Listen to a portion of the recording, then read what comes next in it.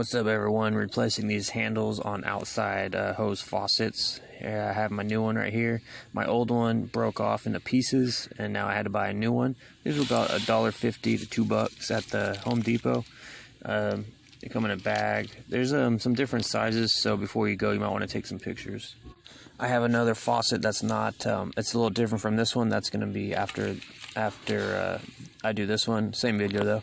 So as you can see, this is like a little spline shaft. On the top there's a screw. You have to unscrew the screw, and then you put this on, and then you put the screw back on over it. So I had to hold the bottom with some pliers so it wouldn't spin and turn the hose on. Once I was holding the bottom, I could unscrew the screw. They could strip out, so be careful. They could be stubborn as well. So just make sure you're using the right size screwdriver and everything. Once you have the screw out, you could place this on top. Just kind of wiggle it down into place. And once you get it on as best you can, put the screw on, and the screw will a lot of times secure like the little looseness that there is after you put it on. So go ahead and get this screwed down. You don't gotta go mega tight with this screw, just make it snug. Like I said, these are tiny little screws, and stripping them out would be like an annoying thing to deal with.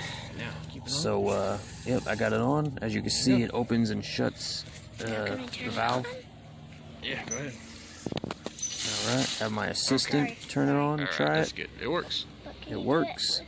Okay, let's move on to the other one. Alright, so my other faucet, I don't know if you can tell, but it's not a splined circle. It's hard to tell, but it's like a peg square. So on this one, it's gonna get one of these replacement wheel handle, and in the corner says 1/4 to 3/4, and that's what it looks like. As you can see in the middle, it's a square.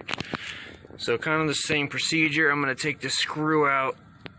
Let me get that out.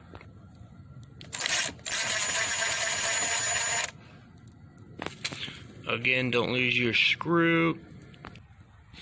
And then I put my wheel on, and then I'm just gonna put my screw back on right here.